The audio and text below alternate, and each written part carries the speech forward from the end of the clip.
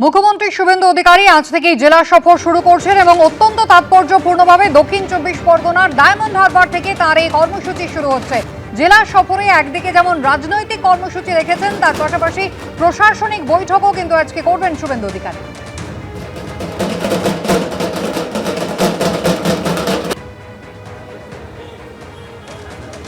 সরাসরি পার্থ প্রতিম ঘোষ আমাদের সঙ্গে রয়েছেন এই মুহূর্তে। পার্থ, একদিকে রাজনৈতিক কর্মকাণ্ড যেমন রয়েছে, তার পাশাপাশি আজকে প্রশাসনিক বৈঠক করবেন মুখ্যমন্ত্রী। কখন এসে পৌঁছবেন, প্রস্তুতি কি দেখছেন?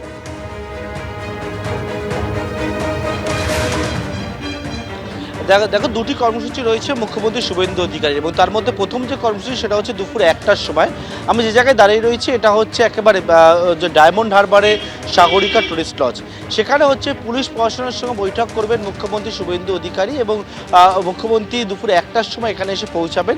এবং সেখানে হচ্ছে যেমন হচ্ছে দেখতে পাচ্ছ পুলিশের উচ্চপদস্থ আধিকারিকরা তারা একে একে তারা ইতিমধ্যে আসছেন এই সাগরিকা টুরিস্ট লজে, এবং সেখানে এই বৈঠকটি হবে। মূলত যে বৈঠকটি হবে সেটা হচ্ছে পুলিশ প্রশাসনের সঙ্গে মুখ্যমন্ত্রী শুভেন্দু অধিকারী আজকে দ্বিতীয়বারের জন্য কিন্তু বৈঠকে বসতে চলেছেন। প্রথমবার তুমি দেখেছো যে শপথ নেওয়ার পর একেবারে নবান্ন সভাঘরে মুখ্যমন্ত্রী শুভেন্দু অধিকারী তিনি হচ্ছে পুলিশের শীর্ষ যারা স্তরে রয়েছেন, অর্থাৎ যারা হচ্ছে এসপি থেকে শুরু করে সিপি বা অন্যান্য পুলিশের শীর্ষ পদমর্যাদার অফিসাররা তাদের সঙ্গে বৈঠক করেন। কিন্তু আজকের একেবারে পুলিশের সমস্ত স্তরের আধিকারিক, সেটা হচ্ছে এসপি সিপি থেকে শুরু করে রাজ্যের সমস্ত থানার যারা আইসি ওসিরা রয়েছে তাদের সঙ্গেও কিন্তু বৈঠক করবেন, সেটা জেলা থেকে শুরু করে একেবারে কলকাতার, এবং তারা সকলে ভার্চুয়ালি এই বৈঠকে সেখানে কিন্তু অংশ নেবে। ডায়মন্ড হারবারে সেখানে হচ্ছে যেমন চিফ সেক্রেটারি, তার পাশাপাশি হচ্ছে রাজ্য পুলিশের ডিজিপি, পাশাপাশি হচ্ছে যেমনটা হচ্ছে এডিজি ল অ্যান্ড অর্ডার থেকে শুরু করে একেবারে ডিআইজি প্রেসিডেন্সি রেঞ্জ, তারা এই বৈঠকে সেখানে কিন্তু অংশ নেবেন। একেবারে কড়া নিরাপত্তা বেষ্টনীতে গোটা এলাকা ঘিরে রাখা হয়েছে, এবং এখানে কিন্তু বৈঠক করবেন মুখ্যমন্ত্রী শুভেন্দু অধিকারী। এবং সেই বৈঠক থেকে মূলত যে বিষয় দেখবেন বলে জানতে পারি সেটা হচ্ছে যে প্রথম দফায় যে বৈঠক, সেই বৈঠকে যে নির্দেশিকাগুলো দেওয়া হয়েছিল সেই নির্দেশিকা সম্পর্কিত বিষয় যে রিভিউ সেটা একদিকে করা হবে। আগামী দিনে যে রাজ্য সরকার তারা যে আইন শৃঙ্খলার জন্য কতটা কঠোর তারা রয়েছে এবং সেটা কঠোর তারা মোকাবেলা করতে চান আইন শৃঙ্খলাকে, সেটা প্রথম দিনে বৈঠক থেকে কিন্তু শুভেন্দু অধিকারী সেই নির্দেশ দিয়েছিল, এবং সেই বার্তায় কিন্তু আজকে পুলিশকে আরও দেবেন বলে আমরা জানতে পারছি। এবং সেই বৈঠক কিছুক্ষণ পর দুপুরে 1টা থেকে শুরু হবে।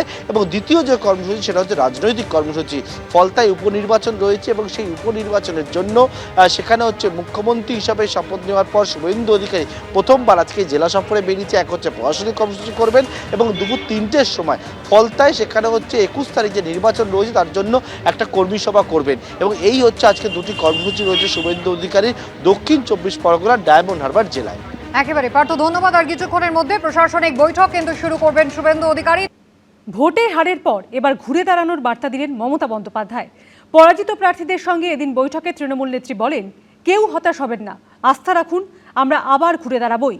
এক সপ্তাহের মধ্যে ব্লকে টাউনে ছোট ছোট মিটিং মিছিল করার নির্দেশ দিয়েছেন তৃণমূল নেত্রী।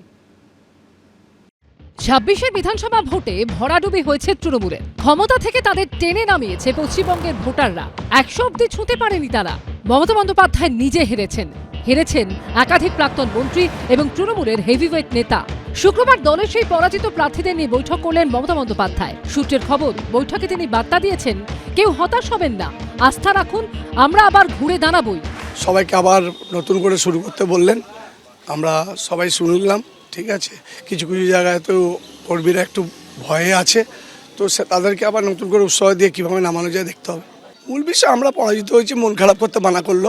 নির্বাচন শেষ হয়ে গেছে, যাতে আবার নতুন করে কোনো অশান্তি না হয়, সবাই একসাথে করে কাজে নামতে পারে, কর্মীদের যাতে হতাশা না থাকে সেটাই দেখতে বলেছে। রাজ্যে পালা বদলের পরই প্রশ্ন উঠতে শুরু করেছে, এরপর কি দল বদলের পালা? দেখা যাবে তৃণমূল থেকে ক্ষমতাসীন বিজেপিতে নাম লেখানোর হিড়িক। সূত্রের খবর, শুক্রবারের বৈঠকে তৃণমূল নেত্রী বলেন, যারা দল ছাড়ার কথা ভাবছেন দল ছেড়ে চলে যেতে পারেন, কাউকে আটকাবো না। দলের কঠিন এই সময়ে যারা দলের সঙ্গে থাকবেন তারা নিরেট না। আমি তাদের নিয়েই দলকে নতুন করে গড়ব। সকলকে সতর্ক করে দিয়ে তৃণমূল নেত্রী বলেন, কোনো বেফাঁস মন্তব্য করবেন না। কিছু বলার থাকলে এতদিন কেন দলকে বলেননি? বাইরে কথা বললে দলের ক্ষতি হচ্ছে। ও নিয়ে কেউ কিছু ভাবছে না, ওরা যে যা পারে করুক। তবে কোনো রকমের অপরাধীকরণ বা অপরাধীদের ঢাকার চেষ্টা, অথবা অপরাধীদের লেলিয়ে দেওয়ার চেষ্টা, অথবা কোনো একটি সম্প্রদায় যদি 1 মিনিটের মধ্যে জোট বাঁধে তাহলে কি হতে পারে, এই ধরনের কোনো ধরনের অপচেষ্টা দল এবং আশা করব রাজ্য সরকার কড়া হাতে রুখবে।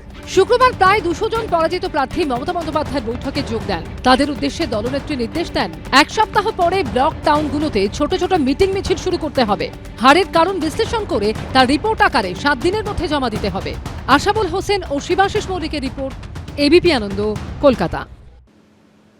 চিংড়িঘাটায় আটকে থাকা মেট্রো প্রকল্পের অবশিষ্ট কাজ শুরু হলো। এর জন্য সোমবার সকাল 8টা পর্যন্ত নিয়ন্ত্রণ করা হবে। দ্বিতীয় দফায় 22শে মে রাত 8টা থেকে 25শে মে সকাল 8টা পর্যন্ত নিয়ন্ত্রণ করা হবে যান চলাচল। সরকার বদলাতেই চিংড়িঘাটায় মেট্রো প্রকল্পের জট কেটেছে। শুক্রবার থেকে শুরু হয়ে গেল অবশিষ্ট কাজ। পিলার বসানো হয়েছিল অনেক আগেই, কিন্তু বসানো হয়নি গার্ডার। মেট্রো কর্তৃপক্ষের সঙ্গে তৎকালীন তৃণমূল সরকারের সংঘাতে আটকে ছিল এই 366 মিটার কাজ। এবার বিজেপি ক্ষমতায় আসতেই মিলেছে গ্রিন সিগন্যাল। শুক্রবার থেকে শুরু হয়েছে কাজ। মেট্রো সূত্রে খবর, সোমবারের মধ্যেই 317 থেকে 318 নম্বর পিলারে গার্ডার বসানোর কাজ শেষ হবে।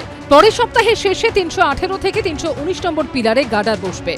তার জন্য প্রথম দফায় সোমবার সকাল 8টা পর্যন্ত চিংড়িঘাটায় যান নিয়ন্ত্রণ করা হবে।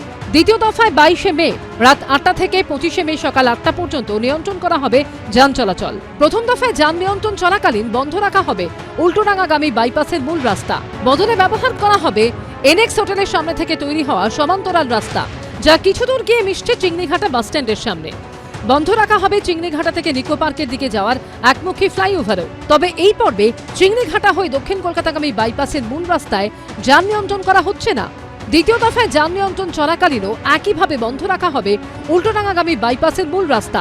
সল্টলেক বা নিউ টাউনের দিক থেকে আসা গাড়ি চিংড়িঘাটা মোড় থেকে শুধুমাত্র বাঁ দিকে টার্ন নিতে পারবে, কিন্তু কোনো গাড়ি এখান থেকে ডান দিকে যেতে পারবে না। ডান দিকে যেতে হলে গাড়িগুলিকে মেট্রোপলিটন ক্রসিং থেকে ইউটার্ন নিতে হবে। উল্টোডাঙ্গার হাটকো মোড় থেকে বাইপাসের দিকে ঢুকতেই পারবে না কোনো পণ্যবাহী গাড়ি। কিভাবে হবে ট্রাফিক ডাইভারশন?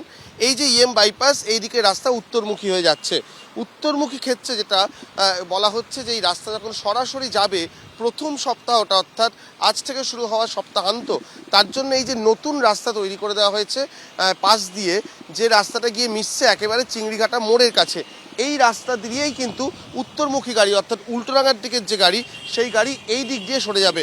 আর এই যে মূল রাস্তা, যেখান দিয়ে এই মুহূর্তে আমরা গাড়ি যেতে দেখছি পরপর, যে সোজা যে রাস্তাটা, এই রাস্তাটি থাকবে হচ্ছে বন্ধ 60 ঘন্টার জন্য।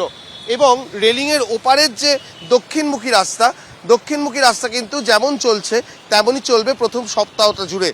State government of West Bengal has given us go-ahead permission. Calcutta police has given us this 60 hours traffic block. And also Calcutta police has given us assurance on need-based support will be given to us based on the ground reality. So with this work is being executed through RVNL.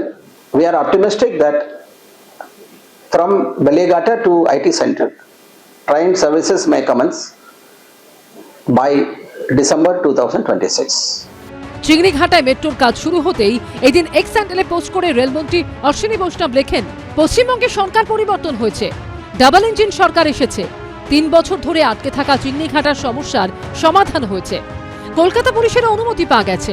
Aritrik Bhattacharya report, ABP Ananda, Kolkata. ABP আনন্দ, এগিয়ে থাকে, এগিয়ে রাখে।